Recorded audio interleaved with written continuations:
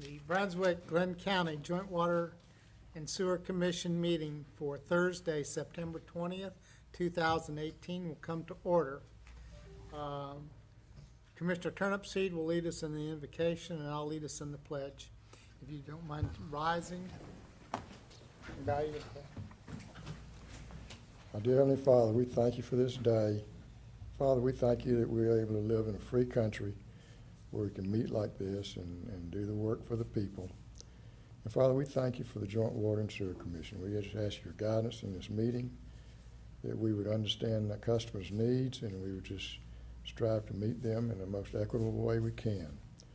And Father, thank you for each person represented here. We want to thank you for all of our staff members and the good work that they do each and every day.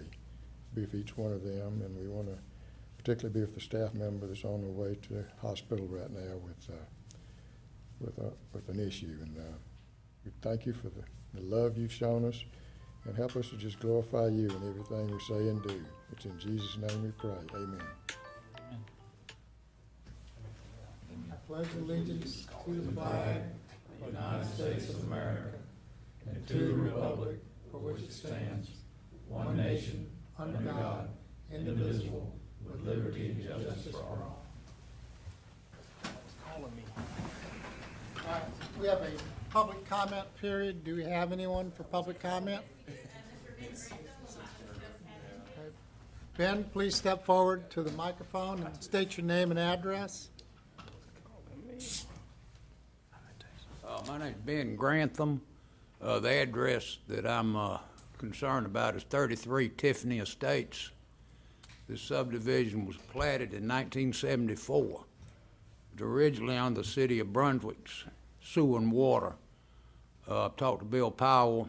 He's been gone 20 years, but he pretty well remembers Tiffany Estates 20 years before that with city water and sewer. I have a lot. I have 8 lots over there.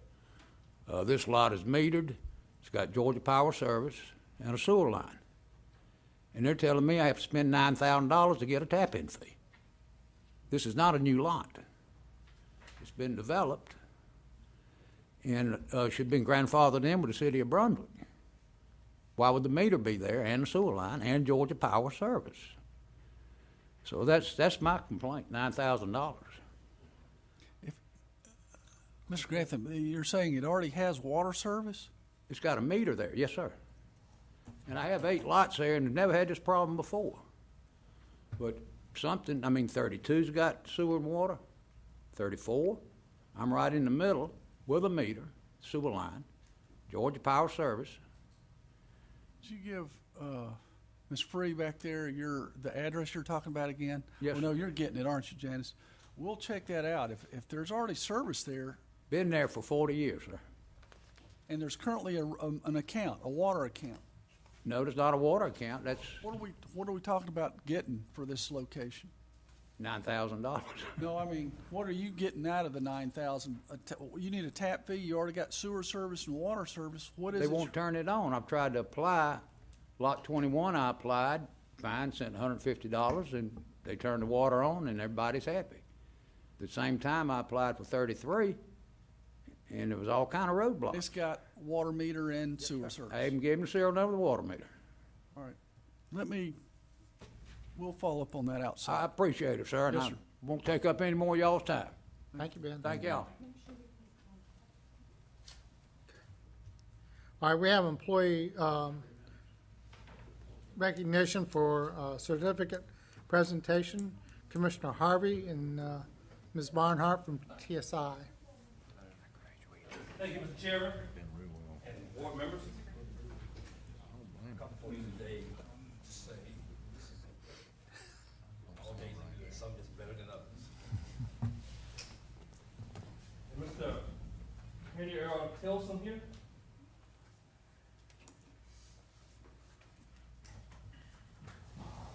How are you, sir?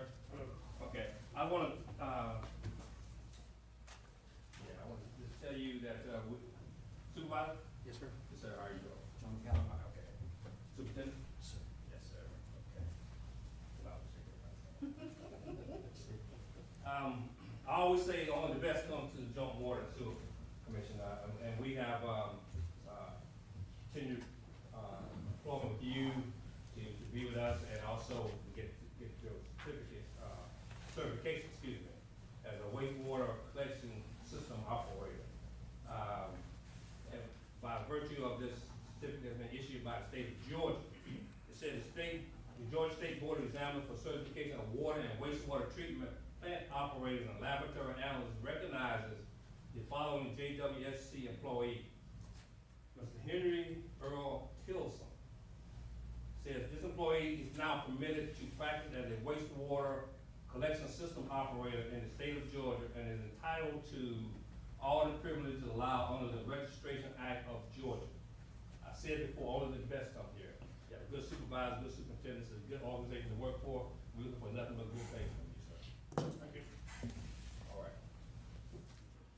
Hold for a picture. Thank you.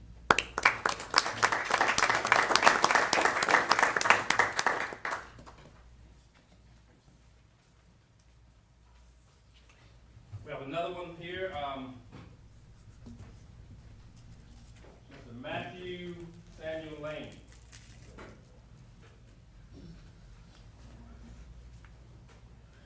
And he has his Class 2 license.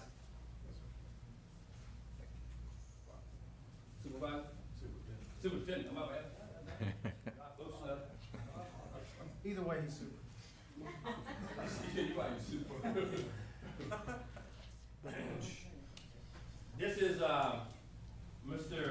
Lane, has, gone on to get his other, operator license.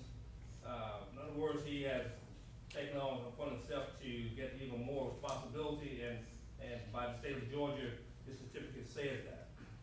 It says that the Georgia State Board of Examiners for Certification of Water and Wastewater Treatment Plant Operating Laboratory Analysts recognizes the following JWSC employee for Water Operator Class 2, Mr. Matthew Samuel Lane. This employee is entitled, not permitted to practice as Water Operator Class 2 in the state of Georgia, and entitled to all the privileges allowed under the Registration Act of Georgia. You are really a testament that only the best comes here. So, thank you, sir. Thank you. All right.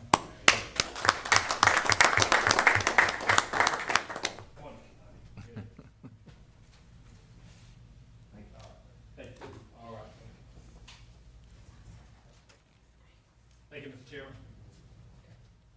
All right, the commission is going to go into executive session to discuss a couple of matters. One is a personnel, and the other is a property legal issue.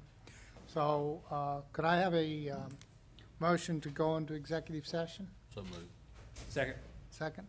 All those in favor, please raise your right hand. All right, thank you. We are now in executive session, and we're retired to the commission chambers.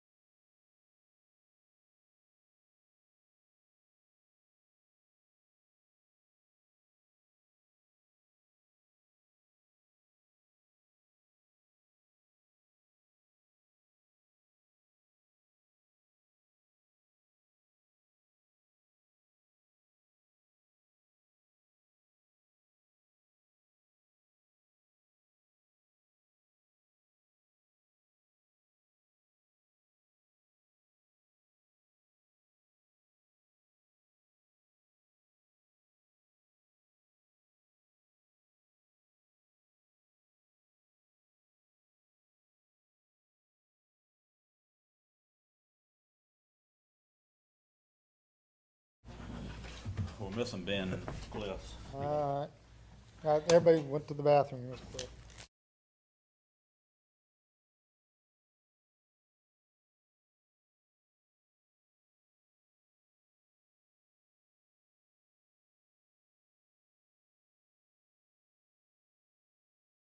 Welcome. All right, we were out. We'll wait until we can have everybody to vote.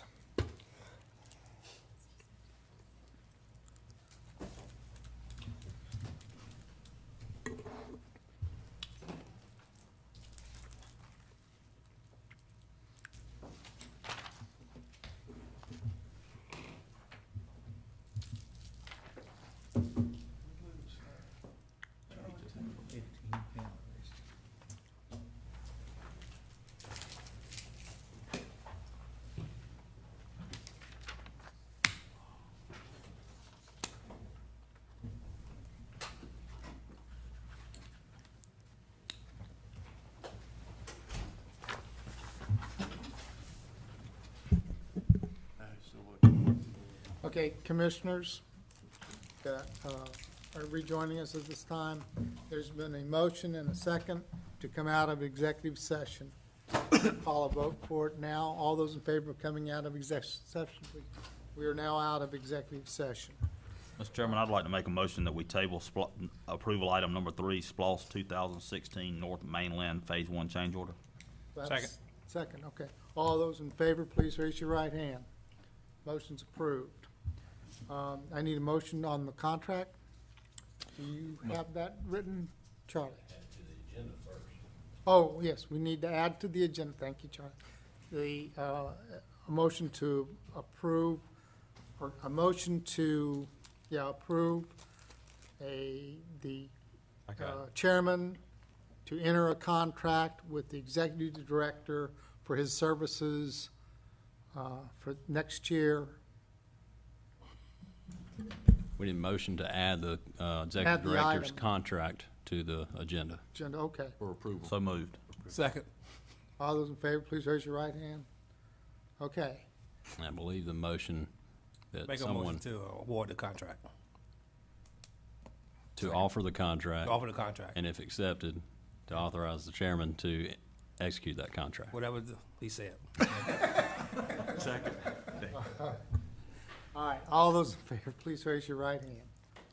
Okay, that's approved. All right.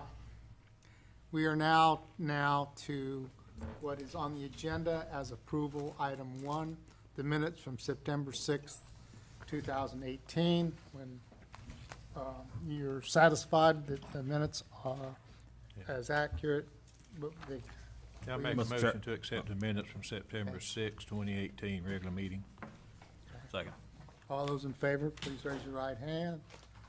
Okay, the minutes from the executive session for the same day. Yeah, I move to accept the minutes from September 6, 2018, executive session. Second. Okay, all those in favor, please raise your right hand. Okay, that brings us down to item 4, the Oak Grove unsolicited proposal. Mr. Darnley.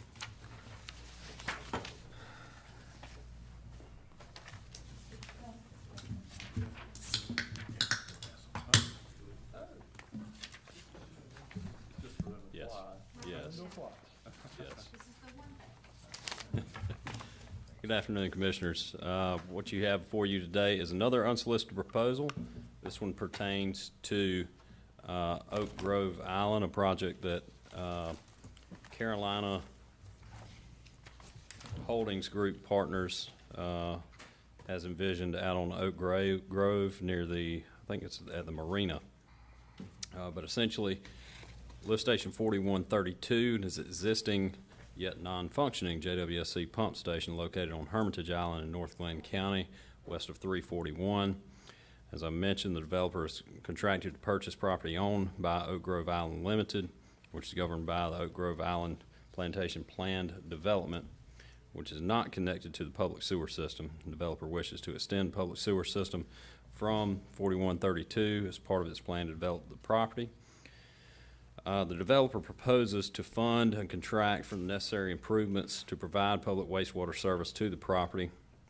The developer will work with JWSC to determine the improvements necessary to provide wastewater service for the property following approval of this unsolicited proposal, and will subsequently submit a comprehensive final agreement setting forth the improvements to be made if it meets with the staff approval. Developer proposes to pay the cost up front to the cost of the sewer connection tap fee required for the development and other upgrades to provide public wastewater service to the property as agreed to by the developer and JWSC in a final comprehensive agreement. The developer intends to fund the improvements by a combination of private and public funding. The utility and the developer desire to investigate further the prospect of improving the infrastructure in the basin on a timeline that would be sooner than as proposed in the 2016 master plan. If JWSC staff determines that the proposed project is feasible and reasonable, the JWSC and developer will propose to enter into a comprehensive agreement wherein the developer will pay for or perhaps construct the project or portions thereof and dedicate, if necessary, the same to the utility. Again, y'all are all fairly aware with this process at this time, but below motion does not bind the JWSC to move forward with any project, but only directs the JWSC staff to study the proposal's reasonableness and feasibility.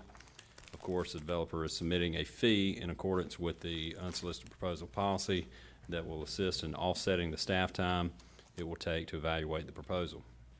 If the proposal is deemed reasonable and feasible, I will then work with the developer to structure a comprehensive agreement that will be brought back before you for approval. So he's gonna pay our staff to determine what's Yes, sir. necessary, right? Yes, sir. There's I believe it's around $5,000 that every unsolicited proposal, when it is submitted, they submit a check with that and a waiver, which is also included in your packet, that will help offset the cost of the staff's time. Okay. Otherwise, it's putting it up in front of it's elevating the priority of it. How long will it take us to do that? They would come back to us with an engineering proposal, preliminary engineering report, which we would then review. So at this point, if this gets approved, we'd be waiting on them to give us a report, and then we'll review it shortly thereafter once we get it in.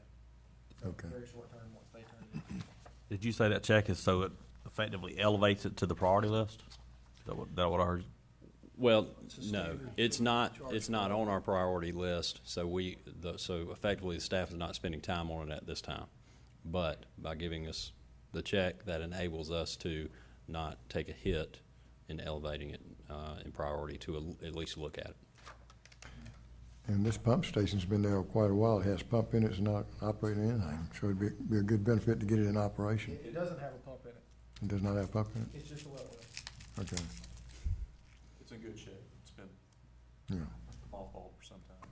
Now, I will mention that there has been another developer in the area who I believe may have assisted in putting that pump station in, that believes they have some sort of right to that pump station. We have requested that developer provide us evidence of that. I don't have anything related to that in my files, and I don't have any information that would support that, but we've asked that developer to bring us that if they have such evidence. And of course, if they do, then it will be taken into consideration. Right. So this is that little island out on the left right before you go through the Grove Gate. Yes, sir. Is there anything down the causeway, or they have to come all the way back down the causeway? Is there a pipe under the ground or anything? They'd have to come all the way back from Oak Grove. They've got to come. And do they include that in this, or is that our responsibility? That would be part of their design. And I believe by putting the sewer through Oak Grove from the proposed development site, then you would then have the opportunity to take on all the homeowners in Oak Grove as they come off of septic. Okay, now, On the, let's frame what we're doing here. This is just to start the process, That's right. correct? And then it will come back before the commission to answer the kinds of questions that I believe you all are asking. Is that correct? Well, I mean, they can ask the questions, Yeah, but all I'm saying is that the staff needs to look at, they need to develop the engineering, what they're gonna do, and then we'll look at it again. Yeah, I just want to make sure I was in the right place. It said Highway 314. I was just making sure it was really 341 and that it was the area where I'm thinking. do we need to make a motion? Yes, please. I'll make a motion. I hereby move that JWSC approve the unsolicited proposal submitted by Carolina Holdings Group Partners LLC, subject to receipt of the unsolicited proposal waiver and associated fee. I further move that JWSC evaluate the propriety, feasibility, and reasonableness of promoting priority of this project or a portion thereof. Further, I move that if the staff recommends moving forward, the JWSC attorney negotiate the comprehensive agreement for subsequent review and approval or rejection by the JWSC. Second. Any further discussion? If there's no further discussion, I'll call a vote. All those in favor, please use your right hand. Motion carried. Okay. Next item is Friendly Express Cooperative Agreement. It's tab 5. Thank you, Mr. Chairman, Commissioners. Good afternoon. We had a little discussion a couple meetings ago about this project. We knew it was coming down the line. This is actually the point of presenting the cooperative agreement before you for consideration. There are a couple attachments. Give you location maps. General location, this is 303 and 341 intersection on the southwest corner. You may have seen some construction going on. That's where Friendly Express number 71 is being built right now. The on-site improvements were permitted by Glynn County to go ahead and move forward. The off-site infrastructure extensions are coming after, and that's what we're working with the developer of that project to possibly cooperate with them. There's another attachment in there, Exhibit B. I'll talk about that, a couple other exhibits as I walk through the memo here. Overview, as I mentioned, cooperative agreement with Lewis and Rawlerson Incorporated, who are the owners of the Friendly Express 71 project. What this entails would be JWC providing funding to increase the water main and force main extension sizes above the developer's minimum needs. In other words, they need an 8-inch water main to provide fire protection on site. We would like to increase that to a 12-inch water main. And they need a 2-inch sewer force main, sanitary force main, to satisfy their needs. We would like to increase that size to potentially accommodate additional customers. That's what that's about. It's an opportunity for future Joint Water Sewer Commission extension to currently unserved residential commercial areas. Cost, we're talking about $171,000 would be our contribution. Funding, capital expansion funds. I do want to note that this project has been proposed, or it's in the proposed 5-year capital project list that's been presented to the board and is being considered. So I can read through it, give you a synopsis real quick. Everyone knows where it's located, kind of close to Pumpkin Patch, or across 303 from where Pumpkin Patch formerly was located.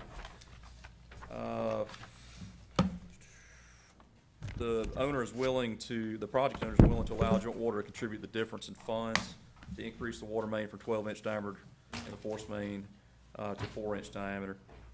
They provided a pricing quote from their contractor, and that's also included in the exhibits. To construct the work, as I mentioned, the contribution cost from Joint Water would be $171,411.50. That does include splitting the cost of mobilization. Staff also did, at the request of the commission when this was presented before, solicit for some comparable pricing, which we did. And the pricing, ironically, came in almost exactly as such as what the project owner provided to us, so that was kind of interesting. And benefits of the agreement: the owner of the project, Lewis and Rawlerson, covers the engineering and permitting fees. The owner of the project also provides Joint Water Sewer Commission with a dedicated water and sewer easement across their property. This intersection is a pretty difficult one, I would say. That's probably why there's never been any extensions up to this point. Difficulty crossing 2 DOT right-of-ways, congested area. There were formerly several businesses located on this little block, a former gas station. This is a clean slate opportunity to get across that little triangle property to get to the other side of 303 to a formerly or currently unserved area. Joint Water Sewer Commission avoids the full cost of mobilization if the contractor, if we cooperate with them to do it under their project. Traffic control, difficulty of a future project. So if we were to try to attempt this in the future, it'd be a very difficult project to undertake. Once that business is established on that triangle of property, we wouldn't want to disrupt their operations. Joint water and sewer system will be poised to extend to previously unserved areas. So I'll make very clear that this is simply getting us to the other side of 303. Now, we could pick up some adjacent customers right there at the point where we come across, but there'll be future additional extensions to get to, say, Ellis Point, up 341, down the road, et cetera. So I'll make that very clear. This is not, with this project, picking up all those unserved neighborhoods. There's going to be additional work to happen in the future. But this is the first big step, first big phase of it, I call it, to get us to the other side of 303, both water and sewer for the first time. Todd, upsizing from a 2-inch to a 4-inch force main, approximately how much additional capacity is that? 2-inch to a 4-inch, you're not quite going to double it, but you're going to. I mean, is that enough to pick up everybody in Ellis Point and what you've got on the red map, or is that still? No, so that's a great question. So why did we go with 4-inch? Right. 4 inches because that's the size of the main that we're connecting to, or excuse me, the project is connecting to. Yeah. So it's kind of a bottleneck there. Now, we've had some discussion, looked at that. There's about 1,000 linear feet of existing 4-inch force main that they're going to connect to that will discharge underneath 341 to a manhole on the other side, to the east side of 341. So to upsize the whole train there, we'd have to replace that section at some point. So hypothetically, and obviously this isn't my ball of wax, but if there's, I'm just looking at your map here and saying there's in a round number 300 customers there in that general vicinity, and this is only going to allow us to pick up, I'm making up numbers, 100, but a 6-inch would allow us more. Is there a way to go ahead and upsize that portion of the force main, have it tied to the 4, not have the capacity there, but then knowing at some point in the future we're going to have to upsize downstream of that? I just hate to upsize to a 4 and then 2 years from now have to go back, rip the 4 out and put a 6 in. Great And I'm making up numbers, but. Absolutely. So we could have a section of, and that happens if, it's sometimes different segments of improvements, upgrades happen at different times. We have a couple instances of that in our own system.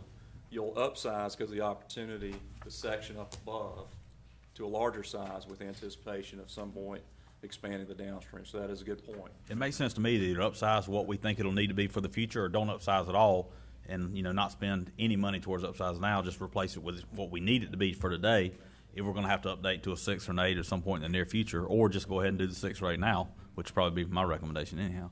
But I don't know what kind of cost delta that is either. Right. I liken it to, sir. Well, I was just gonna suggest, we've gotta put casings in under the road crossings, right? There will be under DOT road crossings, We just yes. put a larger casing in to facilitate ease of change out if we get to that point.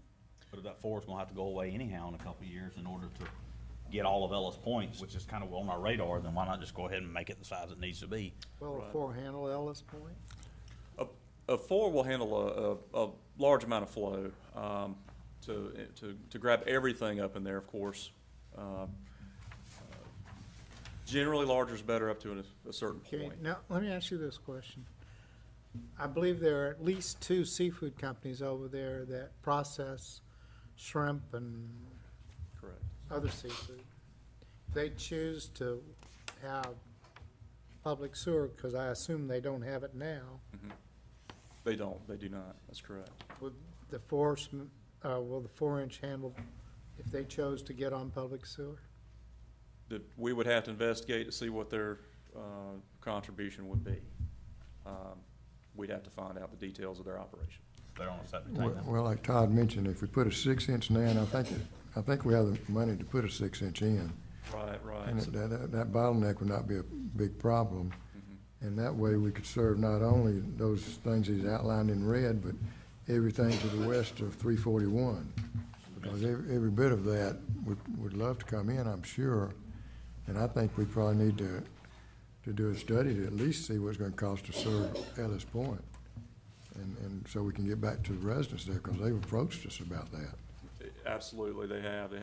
One thing, And Arco's out there, I guess not too far from there, is it? I don't know if that would be the route we took to get to it. they're a little south. They would tie into gravity further south. Right here. Correct. Okay, I might be mislabeling this neighborhood of what I think it is. And we are, by the way, Ms. Renee, when she came in making the request, she made the point that she was gonna get with all the neighbors and give us a survey and let us know what the level of interest is. And we're upsizing the water line a good bit. I just think, Absolutely. So, great point you bring up. Let's consider this. I've got noted in here that, as we mentioned before, that this project is listed on the proposed five-year capital improvement plan, okay? And it's actually put in there. This contribution at hand is $171,000, working with this developer. We have actually budgeted, well, it's shown as the budget for that five-year proposal list is $200,000. So there is more money, and in this memo, I'm asking for the full budget to be, allowed to be used for this project. So there's money to upsize potentially. We can approach the developer and see if we can go from 4 to a 6. Shouldn't be a whole lot. or whatever size it needs to be. I mean, if it's, Right. Right, but one thing we'd have to check is there low pressure going to pump through and have velocities if we go to a 6? There's, as Mr. Purvis brings up, there's design considerations to consider, fluid velocity, scouring velocities, and things like that. So we would have to put a check on that. Okay, so do we need to do anything with this today, or do we need to go ahead and approve it, and we'll sort through these issues as the size of the pipe as we progress? Correct. If possible, if it's the board's wishes, developers moving along very quickly with this project, they're gonna need these off-site improvements done, whether we participate or not, pretty soon. If we approve the budget as requested in the memo here, the full amount that's in the five-year proposed plan, that it's believed that that'll give us enough money to approach them again and say, hey, instead of a 4, let's upsize it to whatever 6, whatever it is. I believe we have enough money in there to do that. so for $30,000, we could upsize it to a 6. I'm confident we can do that. Yeah, it's a good project. I'll make a motion. Okay, I recommend it, it should be JWSC or BOC, designate these improvements as a capital improvement project with overall budget of $200,000 and authorize executive director to execute this agreement with Lewis and Rawlinson Incorporated to implement the water and force main improvements as presented. Second. any other discussion? I just have one question. Where you have funding capital expansion funds, does that mean capital reserves? Yes, capital improvement funds, that's Capital the, improvement fee reserves that we collect from the Tap fees. tax fees. From TAP fees? Correct. Capital improvement fees. And in one of these charts or images, you had potential customers. Correct. Do you have a number on that? How many potential customers we may have? If, on the chart, we have, approximate housing units that are in these different areas and just the ones that we've hatched. We could calculate that out, assuming a certain percentage would tie on or whatnot, and multiply that times the capital fee, the $6,800 or so to get that. I could do that pretty quickly. I'll I'm note this. just curious how many. Well, the second map has the unit numbers. Does it say on the second map Yes, how sir. many? Yes, sir. We've got the different neighborhoods labeled with the number of units. And that's a rough count off the Oh, yeah, chart. it sure does. Correct. But thank you for teeing up that talking point to me here right now. This project alone will generate about $20,000 in capital fees. So that'll go right back into the bucket. 20,000. Yes, sir. Just from the Friendly Express. Just from the Friendly Express Not from project. any of the. Oh, just from the Friendly Express, not these other 300 units that you show on the second map. So the project itself is sort of self-funding a portion of this project. Yeah. So, one thing to consider. Yeah, but all the other units are gonna cost money to get to them too. It will. It is. It will. It sure will. Okay, any other questions? I'll call the motion. All those in favor, please raise your right hand. Motion carried. All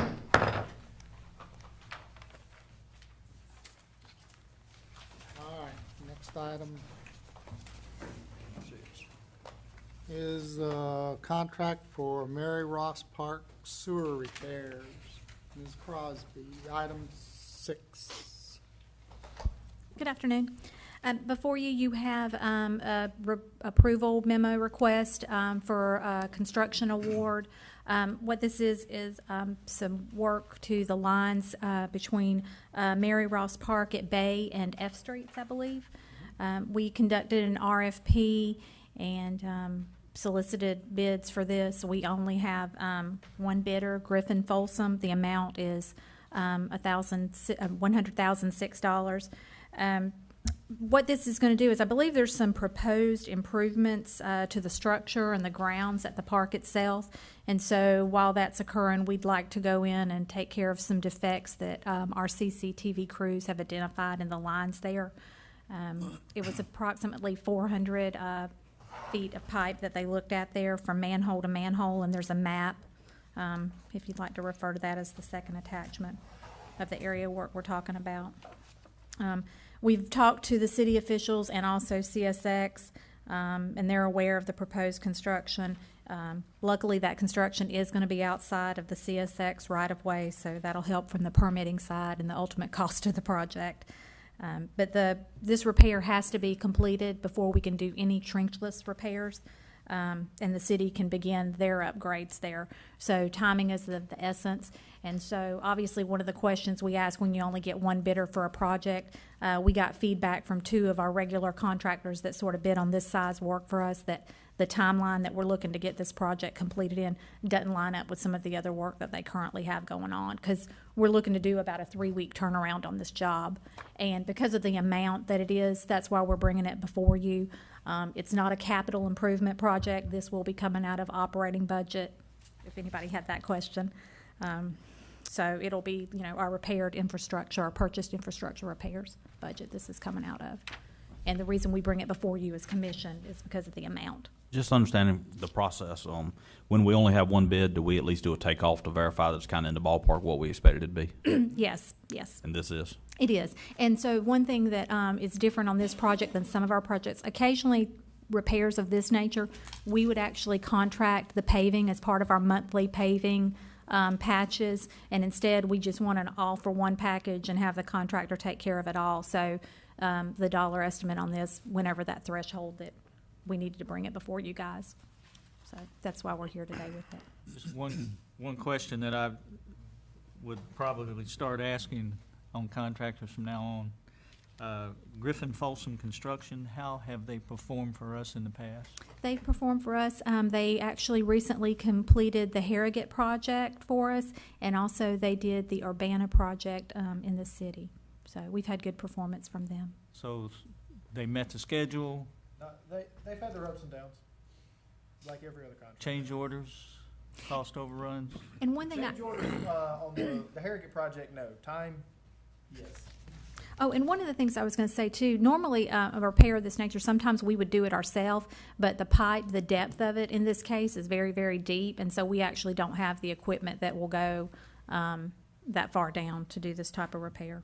So that's another reason why we're doing it as an outside contractor.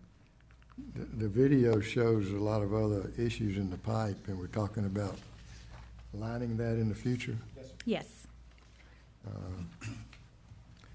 Also, sir, I would like to say that we, the city of Brunswick is going to do a lot of repairs to Mary Ross Park anyhow. We're going to put a splash pad in, which is going to cause some water lines and sewer, so forth. We're putting in new bathrooms as well, so hopefully that'll tie in with what we got to do, especially with the paving, repaving. Right. So you don't have to do it all at one time. Are they going to be repaving over any of our sewer lines through there? They are. This Yes. is, we TV'd that section of line. The only thing that can't be done trenchlessly is this 400 feet. Right. So if they go back and pave it, we can still go do the trenchless and not mess up their fancy new paving. Right. Is this list of things, is it just that one stretch between the manholes? Yes. Because No, that's multiple sections. That's of multiple manholes. sections. I think it's just I that was one that's just wondering- highlighted there. I was just wondering if we ought to just pipe burst that whole line rather than just make that repair right there, if we had to make other repairs to that line. Because you can pipe burst through that broken pipe. We could look And at that. see what the price of that would be. That way we'd kill two birds with one stone. Is this contractor skilled at doing pipe bursting? I'm No. not aware of his ability to do that. No. That's not any work they performed for us previously. If the commission decided to ask you to go back and look at pipe bursting, then we would put a delay in the repairs to Mary Ross Park, and how would that affect the city? It would, it wouldn't, we just started, getting started.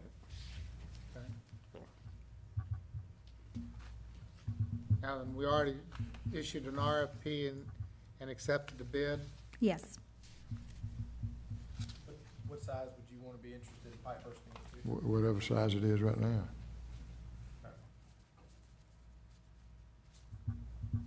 Unless we need to upsize the line. I don't know if we're serving, Necessarily think we need to upsize it. It's a clay pipe, right? That's correct. go through and just ream it out and put another pipe in there. Oh, just line it. It's not lining it. Is the pipe clean? It can be cleaned. It's not clean right now. No, it's clogged. It's No, clogged up. what I mean is there a lot of debris Define in there? clean. Yes, sir. By pipe bursting it, we might save some cost overall, over lining it, coming back in and lining it later. But you gotta clean out the debris, and do we have to cut laterals? Don't believe there's any laterals in this. Okay, Well, there's that one lateral we're tying to. One Yeah, here. one lateral, There's on one that here. building. Yeah. all right. So,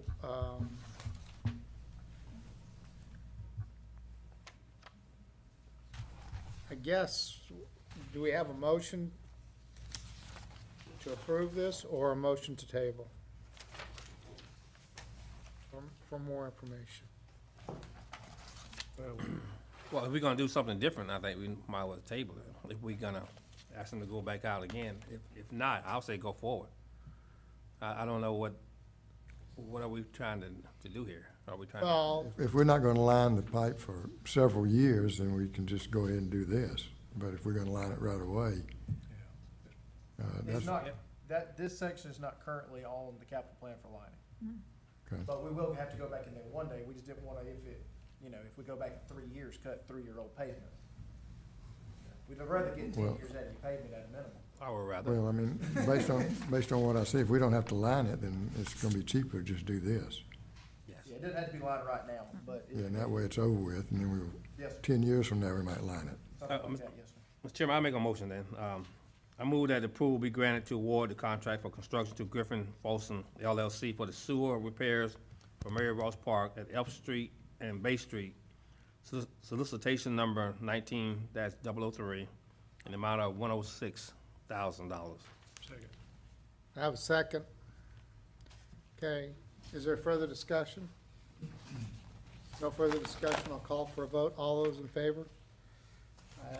1, 2, 3, 4, 5, 6, 7, motion. And thank you so very Thank much. you. Thank you. Yeah, thank you. Oh, Good my for us. goodness. What is the first thing? Okay, we're to discussion items. And this is the North Mainland Treatment Plant. This is, Mr. Turnipseed. Commissioner Turnipseed? Okay, thank y'all. I'm gonna, I might be up there in a few minutes. We've been, after they get this set up, we've had a lot of projects that we've been talking about up on North Mainland. And we got a project, about a rerouting issue that's gonna come up in a few minutes. And I've just been concerned about the amount of flow that we're transferring from the North Mainland down to the Academy Creek plant and the cost that we're incurring because of that. The Academy Creek plant was originally sized to handle the city of Brunswick, and now all of a sudden we're saying it's sized to handle all of Brunswick-Glynn County. Years ago, in researching it, the Joint Water and Sewer Commission requested a waste load allocation from the Georgia EPD for 2 discharge points in the Altamaha River. They were granted those waste load allocations. About 3 years later, they requested additional waste loads into either Buffalo or Little Buffalo Creek, and they were granted those, I think, in 2012, maybe before that. In your packet, you have a copy of the 2012 where also the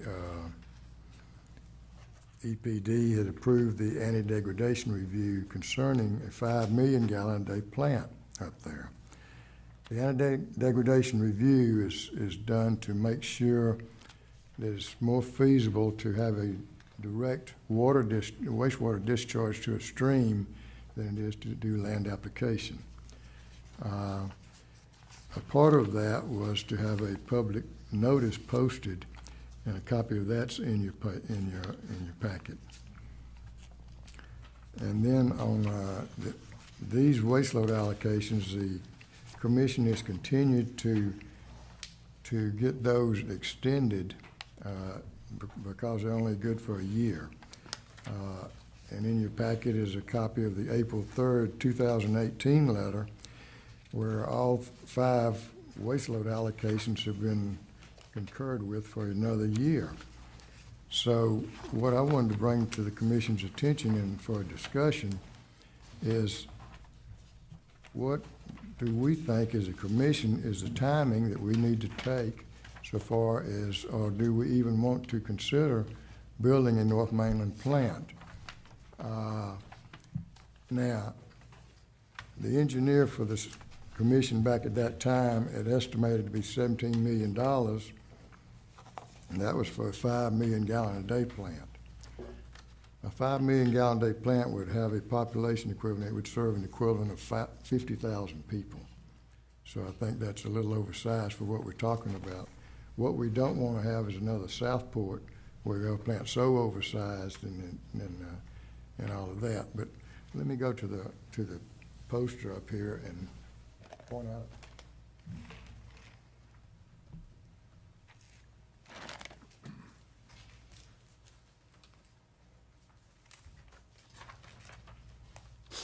These are the 3 waste load allocations where they were requested into Little Buffalo and Buffalo Creek.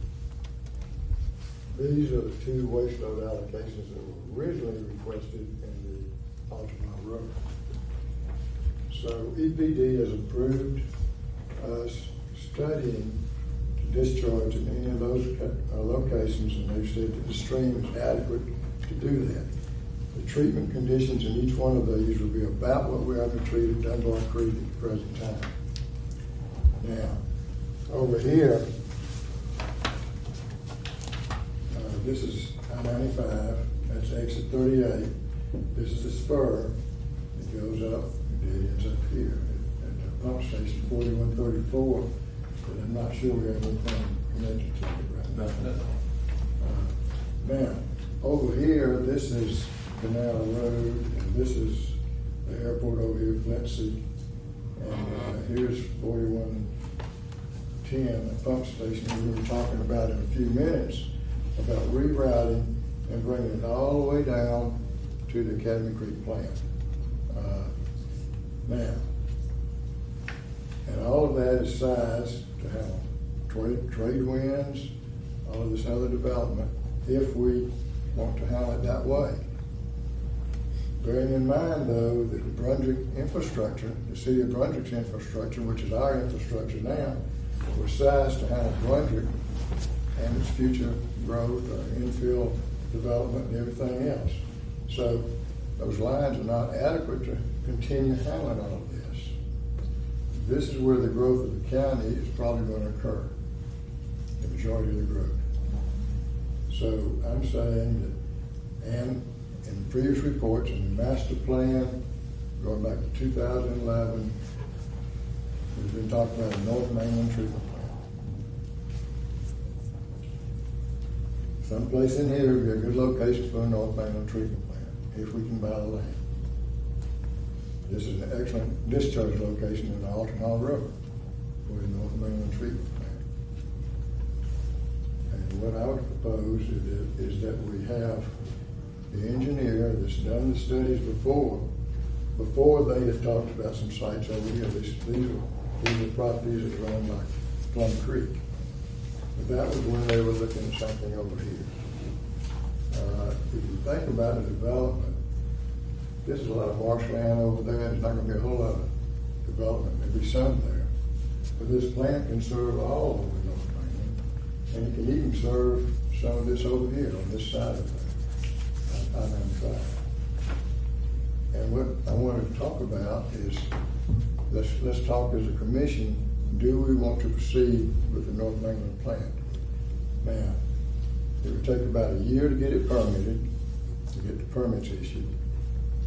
With the studies, they would have to be revised and completed.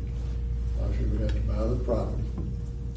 And then it'd take at least a year for an engineering firm to design the improvements, and another 2 years to build it.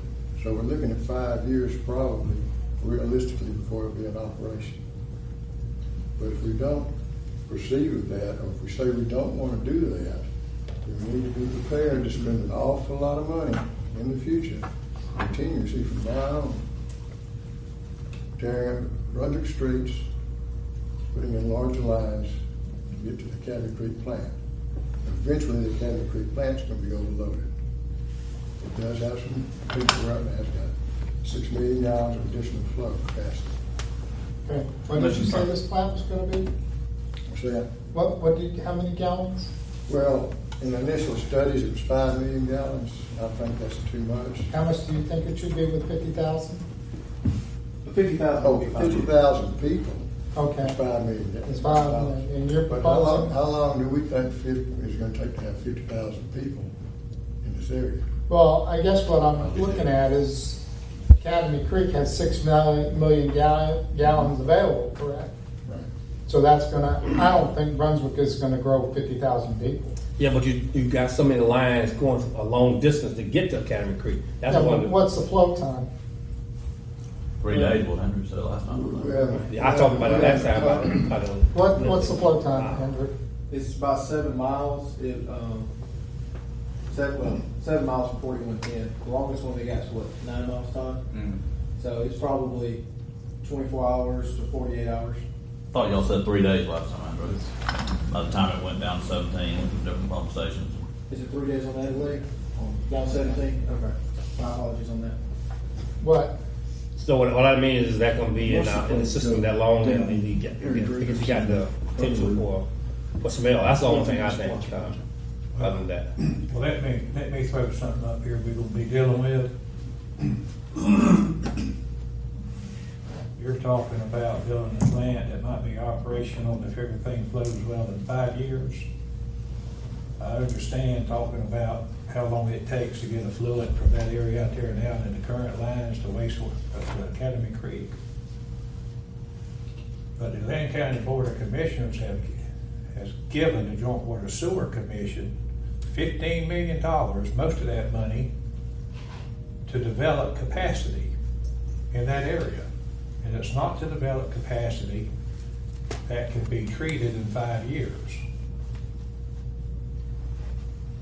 It's to develop capacity yesterday, not tomorrow, not in a year, not in 5 years. It is to develop capacity for somebody that may be here today that needs more, somebody that may be coming down the road looking at Glynn County and making sure that we have capacity to put something in trade winds, and they may need 1 million gallons, and we can't tell them you're gonna have to wait 5 years for a treatment plant. Let me address that. But no, sir, Ben, hold on just a minute. We're getting the cart before the horse. I'm all for long-range planning, proper planning, understanding where we are and where we're going. But this community come apart 3 years ago.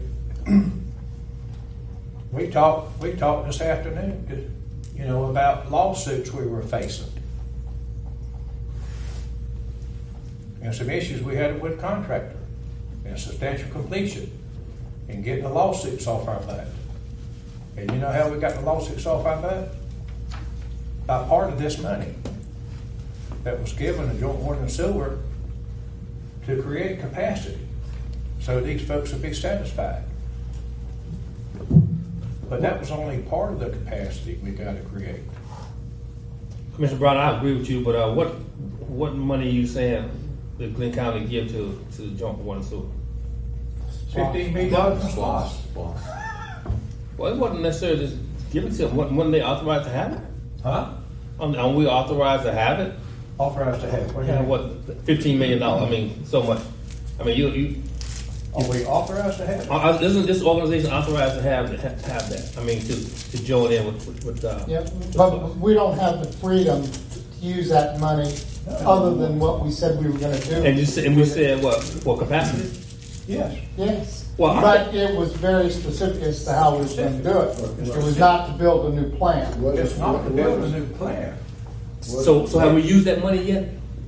We are using it, yes. So evidently, this money won't be used for that anyhow. I'm not, yeah, I'm not saying. No, but what not I'm saying getting that. at is, I'm gonna, you know, I understand. I mean, we're already building the basis for having a plan up there in this discussion. And the basis for having that plan up there is going to be taken care of, a lot of it, when we finish spending this money, is when we get to, I think we got these things in wrong order.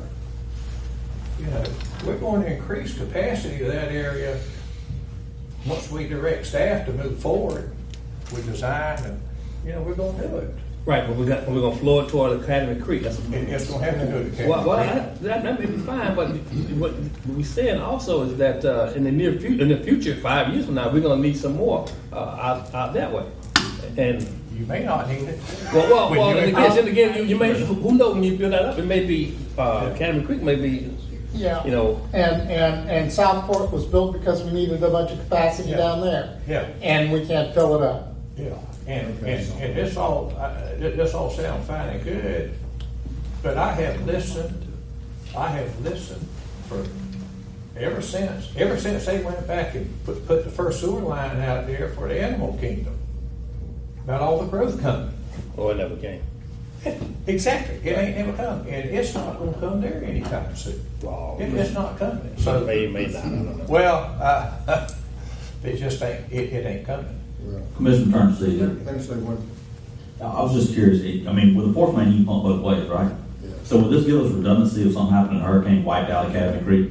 well, yeah, we'd have redundancy there, but let me address one thing. I think we also have splash funds for $1.5 million to purchase land for a North Main treatment plant that we've not used yet. No, the county did that, and the county is not now going to use that money to purchase land. So that's going to be off the table here shortly. I mean, That was the county. It That was the county when the county was in your order. I mean, was in. Now, so far as the 5 million gallon a day plant, if you ask me what size to be, it'd probably be maybe 1 million gallons, something like that, initial. But what we need to do, we have to decide, do we as commission want to start pursuing this, or do we want to continue having everything go all the way down? Because our staff needs to know that. Well, I agree that the staff needs to know, but I have to tell you that the precedence is set that we are going to fix the North Mainland through the process that they have been working on and not have a new plant. That would be a new item on fixing the North Mainland agenda. And I don't think that we should do that. I think we need to stick with our plan. We need to get it done within the time frame of the SPLOS as best we can, so that we live up to the agreements we made 2015. We put that together, or 16? 16. Well, it was 16. It was 16 that we put it on there and went for the vote in 2016. That's what we told the voters we were going to do, and that's what we need to stick with. Are these I don't believe in changing horses in midstream in this particular case. Are these truly mutually exclusive of each other, or are they? Pardon? Are they mutually exclusive of each other? Can you not? What, Run I mean, we don't have any money to go out and buy the land. That's another thing we're asking county to give us so we can correct the issues at Academy Creek. And I'm quite sure that if this came to a vote and we voted to do this, that the county would probably say, well, maybe they don't need to have that money after all. And I would hate to see us lose that money in an effort to fix some of the issues at Academy Creek, which are gonna have to be fixed anyway. Well, you can't use this money for that anyhow. It's SPOS money, and it's gonna have to be used on upgrading the system to increase capacity, and the only place you wanna run it is Academy Creek.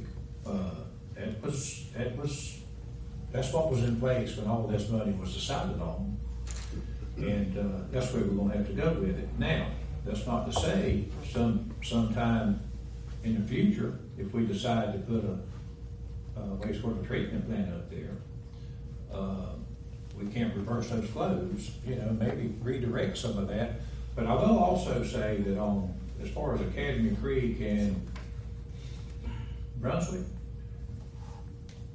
I don't see a whole lot of growth coming into any area around that plant that's gonna add a whole lot more load to that plant. I mean, Well, I wouldn't think Henry would come around that plant either. I don't think anybody want to be right around the Well, I plant. don't mean around the plant. When I say around the plant, I'm talking about 3 or even 4 miles around that plant, Well, if you look at things, basically, we're getting ready to revitalize our city anyhow, and we got old dilapidated structures, and so it's gonna take us doing something differently. Even though the flow will be the same, capacity, I guess, is the same, but the flow gonna be different. All I was talking about was it's a long trunk line from way up north to travel through to get to Academy Creek. That's all I was saying. Yeah. Now, you said something about maybe reversing the flow, and that may be a good thing. Yeah. If we start thinking now and planning now for the reverse flow, that'll be a good thing. Because we can always do that. trade winds coming. You're right, trade winds coming. Maybe, as you say, maybe, and we want to have the capacity for them, and not just to flow it all the way down to Academy Creek. And what's the agreement we have, Jimmy, about What I was told when I got here was that I believe the county, the EDA went into an agreement with the owners of Trade Winds that we would be able to provide 1.1 million gallons a day of water and 1.4 million gallons a day. I don't know why they've got it in that configuration. 1.4 million gallons a day. Yeah. And the EDA, I will say right now, with the improvements we made down there, the initial quantities we released by doing the phase 1 have opened up enough capacity. Todd's verifying it with pumping drawdown tests. We believe we've got enough to give them a piece of that to be able to say they're grad certified right now today. Now, we're well away from the 1.4, but we will hit it if we, finish the project. And let me say pretty soon on the next presentation, we'll be talking about running some more capacity down there. And that's gonna be using up, I think, all the rest of the SPOS money. But what I'm saying is after that, what I feel like we need to do is start looking for a site, start moving in this direction. So that in the future, it might be 5 years in the future, something like that. I'm not saying stop what we're doing here, because we are obligated to put that in, to give them capacity right there. And we're gonna be doing that as soon as, if we as a commission accept the recommendation staff's gonna have in a few minutes. But I think that we don't need to just say, this is not a done deal, or it is a done deal. But we need to at least start studying and deciding where we want to put that plan, and start the process of getting it permitted. I told you when we first started this that I would support an independent study to look at it. But I did not want to stop what we were doing on SPLOS, and I wanted those projects done. That's how I felt about it. And we're gonna be voting on this in just a few minutes. Yeah, if you want to propose a study and put a motion forward at another meeting, which we can talk about the parameters of the study, I'll probably support that. But I don't want to do anything that interferes with getting the SPLOST projects that we told this community we were going to do. Well, I mainly just wanted to bring this to the table. So we Okay. can discuss it. Thank you.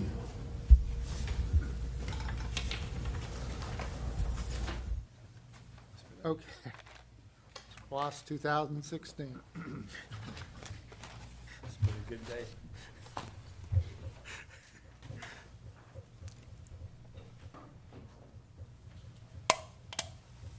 All right. Thank you for that segue.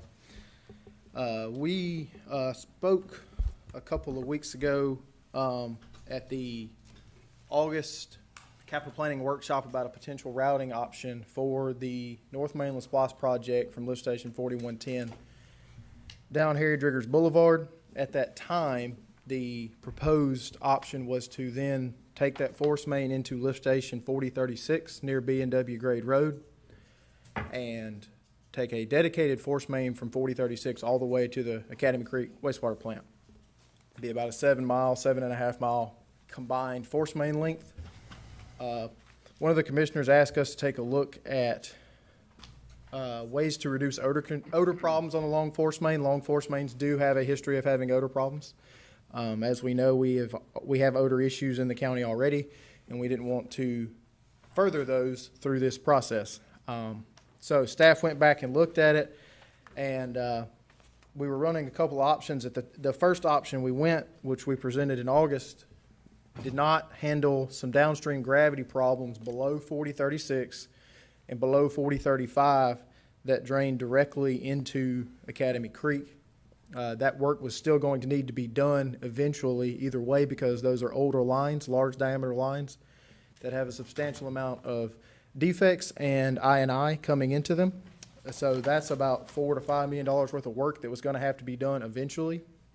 What we looked at was continuing to run the same force main from 4110 to 4036, but then pumping from 4036 into the existing gravity system that goes to 4035, which would necessitate us to go ahead and fix those gravity lines. Most of it can be done trenchlessly, we believe. The 30-inch line from 4036 to 4035 has been TV'd, and the vast majority of that is lineable. And we would go into 4035, pump from 4035 down into a 36-inch and then 42-inch gravity main that flows into the Academy Creek plant. Those sections have not been TV'd recently, but they will be TV'd near term, and they are expected to be lineable as well. Those are all concrete pipe. So the option that we present today and what we hope to move forward with your blessing is to do that exactly.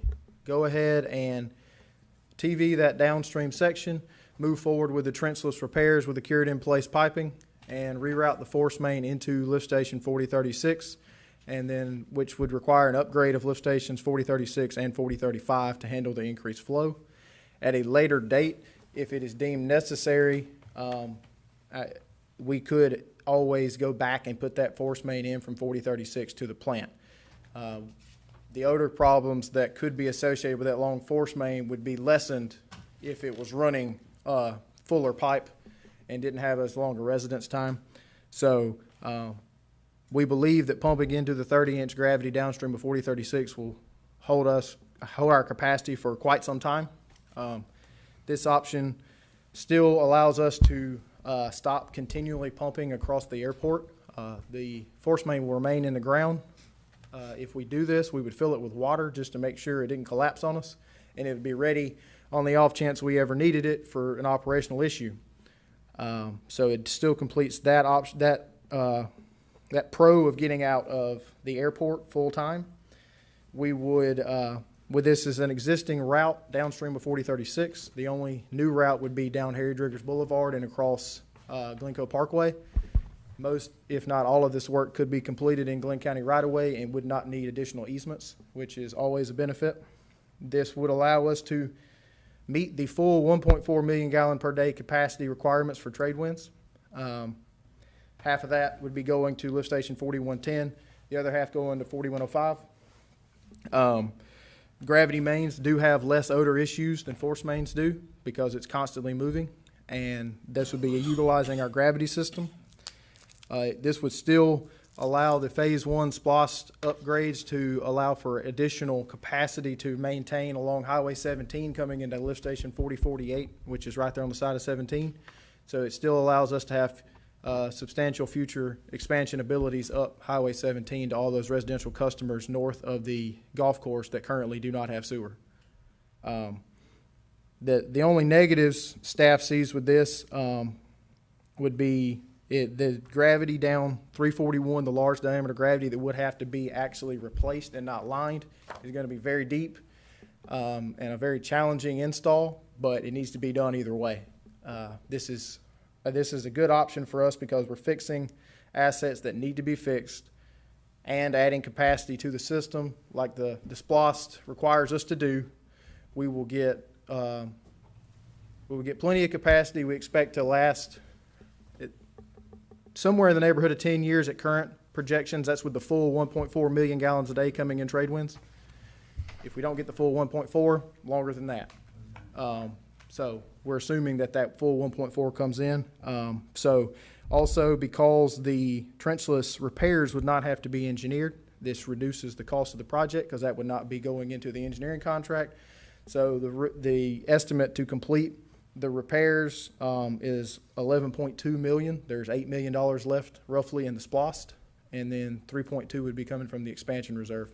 Andrew, speaking of that, it says 3.2, like you said, coming from expansion reserve. The expansion reserve, as of today's list we looked at, was 520,000. 200,000 of which we committed to the Friendly Express project. I think it's maybe we have two expansion reserves. This is the capital improvement fee reserve that I was referring to. It's like 5.2 million in there right now. I don't see that on the list y'all gave us this morning. The report this morning. If you flip to the second page of your financials, it's actually titled the Capital Improvement Fee Reserves. It's got $5.2 million in it. Which one? You mind just showing me which of these, just out of curiosity? 5.256. Yes, sir. Yeah. Not on either one of these pages on the second page. was all our reserves, so this is a list of our reserves. Right, you would add all of these together. Okay. Those four capital tap fee reserves. So it would come out of together. tap fees? Come out of tap fees. Okay. Because it's expansion, provided for additional capacity. So capital fees are for, the tap fees are for expansion? Yes, tap fees are for expansion. That's strictly with the, Then why do we have a separate expansion reserve for 520 that's outside of the tap fee reserve? That's special. That's that special one that, Okay. Yeah, that was put in 2014, but it was never really funded other than the first year. So we don't just we talked about Friendly Express this morning, pulling 200,000 out. I thought it was coming out of 520. 200,000 out of 5.2 million. Okay. And then we'd still have that balance to complete this project. Okay. This project as proposed is a good project because, like Andrew said, it is rehabbing some of the existing Brunswick infrastructure. It also leaves us the possibility we get more additional capacity because we still have that force main that goes around the airport. And if we ever do build a North Mainland plant, which we talked about, that same pump station could pump to the North Mainland treatment plant. So then we have all kind of flexibility. We would be pumping this wastewater from trade winds. It could go all the way around to 17. It could come down Canal Road, or it could go to the North Mainland plant. Yes, sir. And this is what we want in our system. We want flexibility and reliability and save money for our residents. Yes, sir. And it's using up the SPLOST funds that we got, and we're meeting our contract requirements. So I think yes, it's a good sir. project. That is 100% correct. And I think I said that we've been working on this with the commissioner. Commissioner Turnpsey's been working closely with staff on this and certainly has helped guide us in this process. And I think we've reached a routing option that makes a lot of sense and checks a whole lot of boxes in this scenario. I think staff is excited about the opportunities moving forward with this because it is fixing existing assets. And I'll also point out those assets are not in good shape. If we line them or replace the sections that need replacing, we're going to get capacity out of that because there ain't going to be rainwater coming in them anymore. So there'll be additional capacity at the plant coming through those lines as well. Yeah, I think Ben summed it up pretty well. And of course, everybody knows I'm hung up on capacity. That's my key word, capacity. Yes, sir. And I'm just going to kind of reiterate what he said, but doing it this way, you know, if you look at what I call the US 17 corridor, but it's not just US 17, you know, when you include the airport, which is an industrial park, and FLETC, I feel that FLETC, I have a better feeling that we're going to see more students and more usage at FLETC than we will on the North Mainland. Development's been slow to come up here for housing and all, but anyhow, I really like knowing that we can keep that line on that side of the airport and FLETC so we can have growth. Yes, sir. We don't have to come back and address that later. And the plan you guys have coming down Canal Road and right on into town, I think, now what size line is that you got? 20 in there now. It's the existing sections that are already installed across Canal and down to Ogden are a 20-inch force main. What we're recommending here is an 18-inch force main. Commissioner Turnipseed has requested we run a deductive alternate to potentially look at a 12-inch force main through that, so we'll actually bid both of those and see what is the cost difference between having a 12 and an 18. The 18 would give us additional capacity, but if the growth isn't as, if the growth takes a while to get there, the 18 could present us some issues as well. Yeah. So Yeah, I think we need to look at the price differences, but if there's any doubt, I won't go inside the 18. Sure. Well, one thing I will say, Because I want that capacity. even with If the we're going in the ground, with one pump running at that station, we did the math on it, and the 18 should have enough velocity. It should have enough velocity in the 18 to scour. you know, So, long as we got velocity. we're on the lower end of the what you want, but we're still okay. Okay. And we'll be taking bids on the pipe bursting while the design of the line's being done, right? Yes, sir. The hope with this, So we'll know what that cost is, and so we can revisit the total cost that's absolutely at correct. that time and have more idea of what the total cost is gonna be. So what we would like to do, I won't say it'll be done next week, but we'll start working on it next week, is we'll issue a bid to TV, the downstream assets below 4035.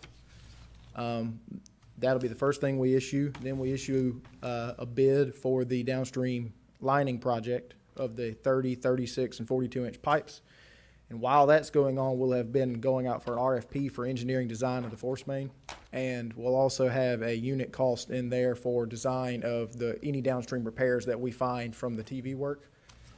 So we'll be running multiple contracts as part of this, but we can make progress along the way instead of waiting 6 or 9 months to get an engineering design done before we do any work. So we'll be getting progress on this quicker this way as well. Yeah. And at this point, your budget price estimate is 11? 11.2. 11.2, and how much of that is splossed? 8. 8 even? Give or take. It's right there. It's right there. So 3.2 is what you want to take out of our Out of the 5.2, yes, sir. capital improvement funds. Does the 3.2 or actually that overall 5.2. projected cost, does it include,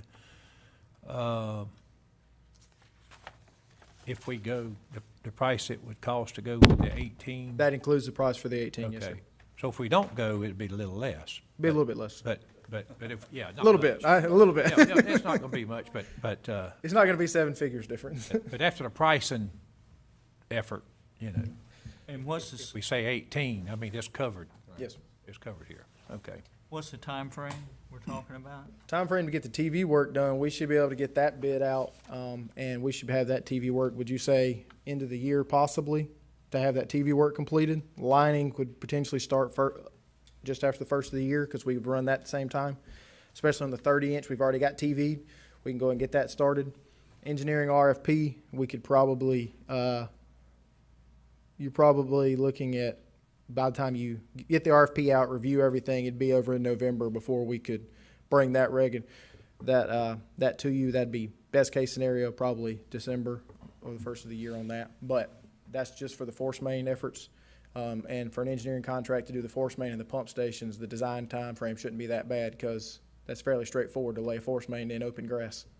So 2 years, beginning to we end? will be in under construction hopefully before the end of next year on the force main. Plus, we have a large amount of the survey done Yeah. already on Heritage Boulevard. So. What I'm trying to get a handle on is the capital improvement fee reserve here. We're at 5.2. This is going to take budget estimate 3.2. You just, Todd, you had 0.2 earlier. Right. So now we're at 3.4. So we have 1.8 left in it. And then how much more would we project, or do we have any other committed funds to take out of it? Committed expenditures? A little bit, nothing's really significant. So we have 1.8, and what would our projection be for adding fees, tap fees We have back been- into that fund we have been over ac- the time of this project? Right, we've been averaging for the past 2 or 3 years about $1.2 million in tap fees. So how many years this project is? 3 years? 2 engineering and construction. 2.4, we'll maybe get 2.4 more. We're going to add that back to the 1.8, Be at 4.2. and then we're at 4.2 again. Yes, sir. So we're And then if Trade Winds comes Fine. in at the end of that, they should give us a large tap fee. We might get to do that, calculated at that time. Start bringing your money in. And the SPOS Phase 1 opened up capacity for residential, but this would open up future residential capacity along Harry Driggers. As we know, there's a lot of development going on in that area, so those tap fees should be coming in as well. Mr. Chairman, since this is on the discussion agenda, do we need to do a consensus or something to give them direction to move forward? Well, I think just a consensus, I think the commission is pretty much in agreement to go Right. forward with this. Does anybody have any major objections? Then you have your direction. Thank you.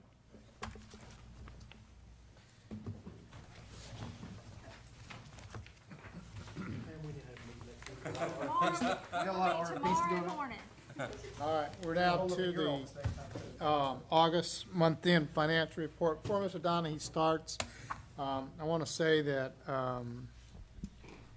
Commissioner Copeland and Commissioner Stevens and I sat with the financial team today, and the executive director and the deputy, and we hashed out a lot of things on the financial statement. I think there's better understanding by the three of us as to what's in here. So there's not really a lot to say on the August report. So John's just going to basically cover the balance sheet and the summary report of the financials. If any of the other commissioners have a specific question that they want to ask, please do so, but that's all we're really going to talk about today. Okay? Okay. Commissioners, there are really only a couple of things that I want to highlight on the balance sheet, which is the first page. The very first line, you'll see cash and cash equivalents from June 30th until August 31st went from $774,000 to $3.345. The bulk of that is at the end of August. We normally try to do transfers to the repair and replacement reserve, to the capital improvement reserves, and so on from our general account that all of our deposits go into prior to the end of the month. At the end of August, that slipped into the first week of September, so there are some deposits in transit that will reduce that number significantly. The second thing is just down from that, under accounts receivable, you'll see I've added the net of allowance for $1.978 and $1.639 million respectively for June 30th and August 31st. And you'll see the balance of the receivables decreased from $2.9 million down to $1.7 million. approximately $800,000 of that decrease is due to the fact that at June 30th, we were required to show as a receivable the SPLOST money that the collections took place in May and June of, and I think actually back to April in the SPLOST collections, but it is not remitted to the joint water and sewer system or commission until July and August of this year. So there was about $800,000 of SPLOST collections that came in after year end that are recorded in that. So the net increase, when we factor that out, is about $400,000 decrease in net receivables and that's from customers. And those are my only two comments on the balance sheet. Moving then 2 pages into the combined revenue statement for the year. In the actual column, which is just about in the center of that page, at the bottom, you see actual year-to-date, we're about $1.385 million of revenues over expenditures. But again, this is early in the year, so that will probably come much closer to break even by year end. Even looking at the estimated year end numbers at the end, those are pro rata numbers, but the spending patterns will probably change over the next few months. Also, under the revenues, you'll see there's some variances between sewer revenues, water revenues, debt charges, and administrative charges. The budget was prepared using the rate schedule as it previously existed, where those were all very discrete items. With the change in the rate structure, some of the first 1,000 gallons of water and sewer are included in a base charge, and there was some reallocation of costs. So those numbers don't exactly match up line for line. But if you total those 4 lines, and then look at the July and August 2017 versus July and August 2018, total revenues are up by about 3.7%. And I was working yesterday, I'm breaking that down to the variance between price and volume. I haven't quite finished that as yet. Those are my only comments on the revenue statement. Questions?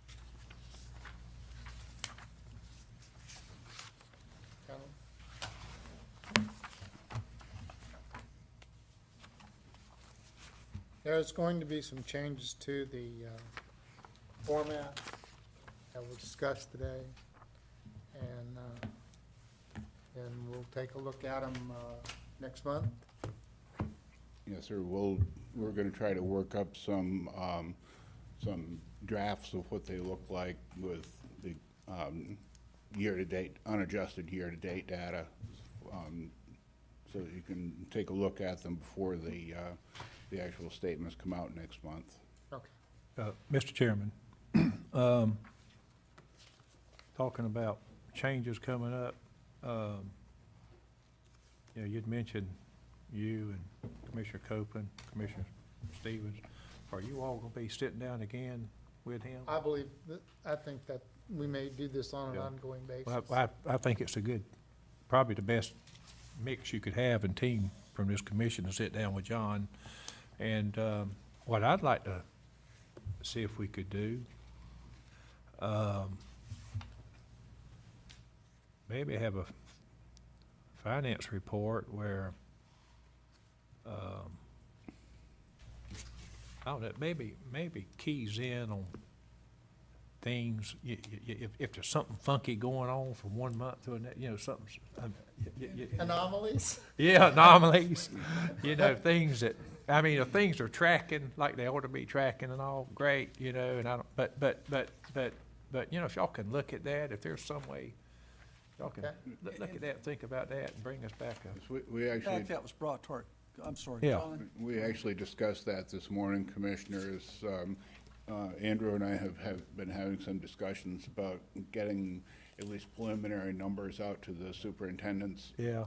Second or third working day of the month, so there's time to incorporate any comments or notations on those anomalies. Yeah. So that when you receive the year's financials the week before the second commission meeting, second week of the month, that those, at least the bulk of them will be annotated on the side. Yeah. Well, like I say, if you're spending or if your revenues, your expenditures and all that, if they're kind of tracking, like you had budgeted, you'd planned on, and you expect them to, okay. Things that are out of their bracket. Yeah, okay, I'm good with that. I don't have to see those numbers all the time or talk about them, but, one of the things that me and some of my other colleagues just always hope we don't hear in a meeting is, well, we just got to let you know that the medical costs have gone up, or the because we got to deal with that, and usually we got to deal with that with dollars we ain't got. We didn't budget. So, you know what that means. But, yeah, we really need to hear about things that are maybe getting out of shape. These anomalies, always want to hear about those. And if you come in and report something's getting out of shape, we need to already have a game plan, what we're going to do about dealing with it. But some of this stuff that's just kind of easy peasy, don't worry about it. Okay. That's all. Thank you. All right. Mr. Executive Director? Just a few very, very, very quick items to cover with everyone. We need to go back and refurbish our proposed capital plan that we discussed at the workshop. I think we talked about rescheduling or re-reviewing that in October.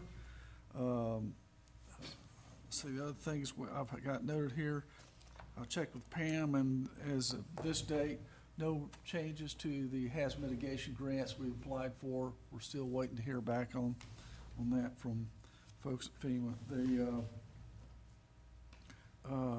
We were talking to Representative Carter's individual or liaison from Washington who was looking to find ways to help us out. A few of us met with him.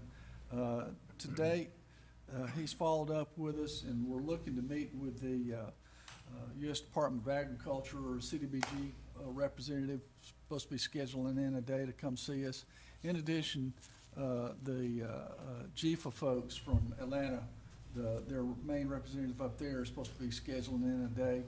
They couldn't get them in the same day, but we're going to schedule them in separate days, and I'm just waiting to hear back from them on that. So we're going to continue to look for opportunities there with their help. Along those lines, Jimmy, Charlie, did I understand it correctly, reading that manual you sent out, that anytime we're meeting with a federal or state authority that we could all 7 participate without counting as a quorum? I believe that's the way I understood that. No, I don't know the answer to that. I think I read it to say that if we're doing something like that, we don't have to limit it to 4 people, that we could all participate and it not be considered a quorum because it's effectively closed session because it's meeting with state and federal officials. Yeah, I've never had that question. Yeah, that'd be good. The other item that we've got on here that we've talked about in here is getting the SPLOST 2005 funds freed up so that we can take responsibility and start moving some of that ahead. And I know there's a lot of pressure over the county to get these things off the books and get them spent on the projects they were designated for. Our attorney has been in contact with the county attorney. It's under review.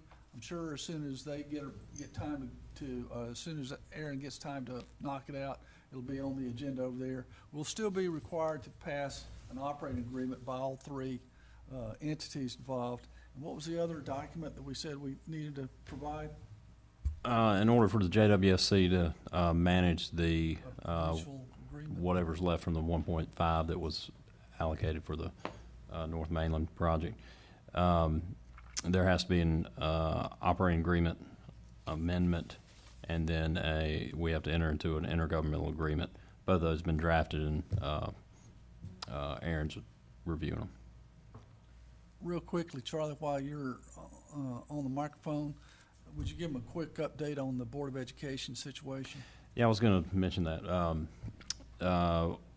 The board, the school board filed their appellant's brief on Monday. Thereafter, we had 20 days to file our brief. Thereafter, they have, I think it's 15 days, it may be 10, to file a reply brief. And at that point, it'll be ripe for ruling. And I believe the time frame they are required to issue a ruling, it's either before March or February. So we should have a ruling sometime right after the first of the year. I won't say which year, but right after the first of the year. Thank you, Charlie. Couple of last items. I think I mentioned to you all that we are working real hard. Ms. Crosby is working real hard with staff to develop inventory control, and I know she told me today that a lot of the structural stuff she needed to facilitate some of that's underway. We're still waiting on some quotes on the barcoding systems. We talked about the financial reports. The last item I've got is staff has worked pretty hard on developing a strategic business plan. We've got all the pieces together. We have our concepts of what needs to be done based on our understanding of the needs and whatnot. I sent out an email this past Friday, I believe it was, asking for the commissioners, each of you, to send me the 3 items that you think are the key things that we need to be focused on in this strategic, what are our needs as you perceive it? What we'd like to do is take that into account, look at what we've done, and see how we're lining up with what you guys see, and make sure that we're on the same sheet of music as we go forward with this strategic plan. We don't want to be, firing off on, left field if you guys perceive it that way. We want to make sure we're together on that. So if you guys could, shoot me a line with the 3 big things you think we're facing as far as issues. And some of you, I could probably write them for you, but right now, I'll just wait till you send them to me. Okay, is that all? Yes, sir. Okay, commissioners, does anyone have anything they want to bring up or discuss? The Southport issue, the pump station, that pump station upgrade, where are we on that? Bring that up. I would. This is the one that was brought up, I believe, the last commission meeting by the people wanting. Huh? Yeah, Barrington Oaks. It is full screen mode. Come on back. There it is. Thank you, Commissioner Terpsey. Just a quick update on this. This is we had some folks come in on the south end expressing desire that we remedy our capacity issue at pump station 3114. This is exit 29 intersection, or exit 29 intersection, Highway 70 South, Southport Parkway. Our treatment plant, exit 29, is right here on the edge of I-95. The school is down here on Southport, pump station 3114.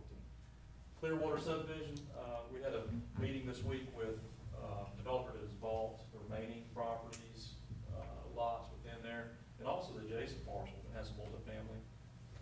Some need coming that direction. Satilla Sands, another pump station here.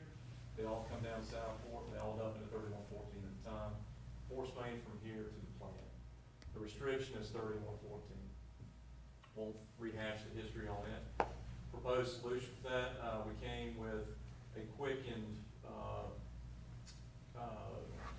more technological solution, doing the coordinated pumping where the pump stations on top of themselves won't try to pump all at one time.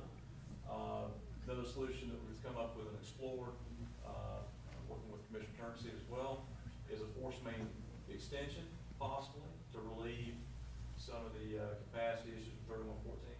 the same time, System Pumping Maintenance is exploring options to upsize the pumps within there. We think we can go currently from about a 250 gallon a minute pumping ability in that station to 500 to 600 with a combination of pumps and force main improvements. So it'll be much more than the $150,000 or so we're looking for that Symphony coordinated pump station solution. And we're nailing down the pricing on the pumps. They're getting quotes right now on those. But that's the update. The developer here is very interested, if need be, to do an unsolicited proposal even. They like that tool that the Joint Water Sewer Commission offers. Public or private entities to participate with us for upgrades. And just as Mr. Burrows has explained with North Mainland upgrade, once we do this, we'll see immediate, we think, well, you know, somewhat immediate refunding of the capital improvement fee coffers. So, especially with multifamily development coming in here, we should see a lot of money coming back in. So, good news, we don't have any specifics at the moment. We're working on that very diligently. And maybe by next commission meeting, we'll have more detail of an update. So. Thank you. When do we plan to have resolution on the, and this might not be for you, I'm not sure who it's for, but the resolution on the project we've talked about several times, the Thomas and Hutton versus Constantine versus that kind of one that we all looked at, and, you know, those questions about the highest I'm working bidder. on that right now. I've got, the last piece I've got to do is get my request out to the, two of the engineers to give me their SDC charges. And honestly, I didn't get to it last week and the week before I was on vacation, but we'll get that out maybe tomorrow. Yeah, I'd like to mention that Georgia has to have a water plan, and they have one. And they do it by dividing the state into regions and having regional water commissions, and I serve on one of them, and we all feel like we do what we do on that commission in a cave. Nobody knows we're there and what we do. And the thing about the water plan, it's only good if your communities know you have one and what it's about. And so we're going to be kind of trying to bring this thing into our communities in a more focused way, and we're doing that by each of the counties having their folks that serve on the commission, maybe a couple of 2 or 3 counties that are close together like us and Camden. We're going to be coming together and getting this information out that we have, that we've developed, that's been adopted by the state. And we're going to have a planning meeting coming up in October, and it's going to be right here. And in that planning meeting, it's really to plan a meeting where we get all the stakeholders together. One of the things we'll be discussing, just so you all know, the saltwater intrusion that we have here in Glynn County, that's going to be a topic. And as y'all know, we fully funded the USGS, the cost of monitoring the plume. So hopefully by taking the effort to educate everybody down here on what this plan is about, we can, to do that, bring the stakeholders together, and we're also going to try to get in their pockets and get them to contribute to this USGS effort going forward. So there'll be a payoff there, but it's something very important. We're always going to be dealing with a water plan, and it does affect everybody, especially when it comes to federal funding on projects about water. That's why the state has a plan. As long as it's a good plan and it's current and all, we can get federal funding. So you may be hearing about some of that, and I'm thinking about, well, at this meeting, all kind of folks are going to be involved, but probably somebody from the city, and I know somebody from the hospital, because you guys are a stakeholder in this too. So I don't know who it's going to be. You guys have to decide. But anyhow, that's something that you may be hearing about and reading about, and all about Georgia's water plan. So it's going to be hosted right here. So Like here in the community, here in this building? Right here in this building. Yeah, right here in this building. I'll send, the other Well, commissioners well, notice, the guy you've been communicating with, Shane, he will send out the invites, okay? Okay. Yeah, we'll let him know who to invite. And he already knows a lot of people to invite, but he'll do that. Real easy on you. Good. Just make the building available and the powwow. Chairs and tables too. Yeah. All right. Anything else, commissioners? I don't have anything for a chairman's update. There's no other business before the commission. Meeting is adjourned.